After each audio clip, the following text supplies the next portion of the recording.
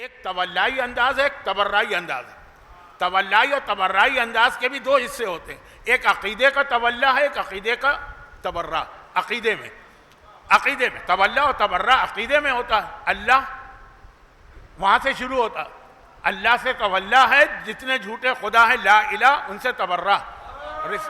رسالت وہاں پہ سچے رسول کا کلمہ پڑھنا ہے، جھوٹے رسولوں کو کنڈیم کرنا ہے، وہاں بھی تولا تبرع. پھر امامت تو سب سے اہم ہے. تو اب یہ عقیدے کا جو میرا موضوع نہیں ہے، لیکن بہت سارے علماء کرام بلکہ اکثر علماء کرام عقیدے والے تبرع و تبرع کی بات کرتے ہیں. وہ بھی اسلام کا بہت اہم حصہ ہے. لیکن اسی طرح سے اعمال کے اندر بھی تولا و تبرع، یعنی وہ اعمال جو اللہ کو پسند ہیں اور جن کے کرنے سے آپ کے گھر میں برکتیں اور رحمتیں آتی ہیں. اور تبرع کا مطلب وہ اعمال جو آپ کے گھر سے رحمت و برکت کو بھگا دینے والے ہیں، اڑا دینے والے ہیں. اب یہ عمل کا تولا و تبرع.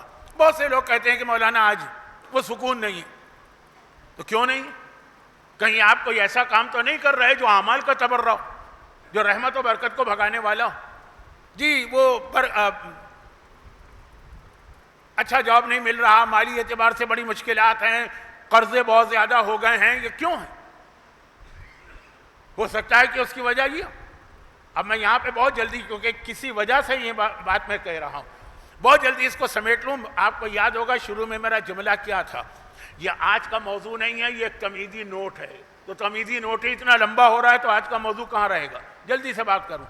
اب اس میں کچھ چیزیں ہمارے ہاں بچے کو پتا. تمہارے گھر میں کتا پلا ہوا ہے، پھر یہ نہ کہنا کہ رحمت کیوں نہیں آ رہی. اب وہ جو 4 کتے اسلام میں اجازت دی گئی ہے ان کو چھوڑ کر. اچھا اب یہ شاید یہاں پہ اتنا زیادہ نہ ہو، کیونکہ یہاں زیادہ سے زیادہ لوگ کتا پالتے ہوں گے آج کل، تو سیکیورٹی کے اعتبار سے.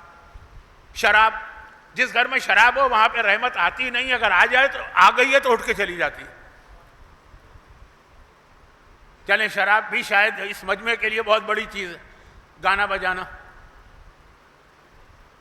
رحمت آتی نہیں ہے. اگر آ بھی گئی ہے تو چلی جاتی ہے. اچھا آ کیسے گئی؟ ایسے گئی ہے کہ ہمارے یہاں شادی ہو رہی، شادی کا موقع ہے، ہم نے حدیث قصہ کی تلاوت کی. کائنات میں اہل بیت کا سب سے بڑا قصیدہ، کیونکہ قصیدہ پڑھنے والا خود پروردگار عز و جل. اب حدیث قصہ پڑھی گئی، رحمت رحمت رحمت، برکت برکت.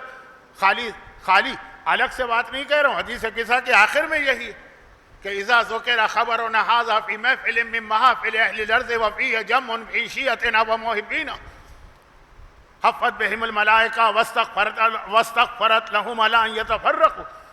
اتنی برکت اور رحمت ہے کہ فرشتوں نے گھیر لیا ہم کو، کہیں سے کوئی خرابی آ نہیں سکتی. اور گناہ ہم نے کیے ہیں، استغفار فرشتے کر رہے ہیں. گناہ ہم نے کیے ہیں، استغفار ہم کو کرنا ہے، لیکن واستغفرت لہم، ان لوگوں کے لیے استغفار کرتا ہے فرشتہ. اب یہ برکت آ گئی نا. اور جیسے ہی حدیث قصہ ختم ہوئی، گانا بجانا شروع ہو گئے، مکس گیدرنگ ہو گئی. کراچی کی تو وہ شادیاں بھی آج کل ہیں، ڈانس ہو گئے. آ بھی گئی رحمت تو ہم نے اس کو اٹھا دیا، بھگا دیا. اب یہ میں پورا موضوع نہیں بنا رہا ہوں کیونکہ بہت مشہور باتیں، البتہ مشہور کتے اور شراب کے لیے ہیں، لیکن گانے بجانے کے لیے اتنی زیادہ شہرت نہیں ہے. یہ ایک بات. لیکن اب سنیے گا کہ تمہید کی ضرورت کیوں پڑ گئی، جو میرے آج کے موضوع سے متعلق نہیں ہے، لیکن جو کل رات کے مجلس سے اس کے آخری حصے سے متعلق ہے. رحمت، برکت، اللہ کی خوشنودی سب آ گئی، اور اس کے بعد پھر ہم نے اس کو خود اپنے ہاتھوں سے اٹھا دیا. کبھی ایسا ہوتا ہے نا کہ آپ کے گھر میں کوئی تقریب ہے اور اس کے اندر کوئی بن بلایا مہمان آ گیا. آپ نے کہا تم کیسے آ گئے؟ تمہیں تو میں نے نہیں بلایا، باہر جاؤ. ہم نے اس رحمت سے، برکت سے کہا تم کہاں سے آ گئے؟ ہمیں تمہاری ضرورت نہیں ہے. اے رحمت، اے برکت، کسی آدمی کا نام نہیں لے رہا ہوں، آپ سمجھ رہے ہیں میں کیا کہہ رہا ہوں. ضرورت نہیں، چلے جاؤ یہاں سے. یہ کیسے ہوتا؟ اب اس کو کل رات کے مجلس سے ملائیے.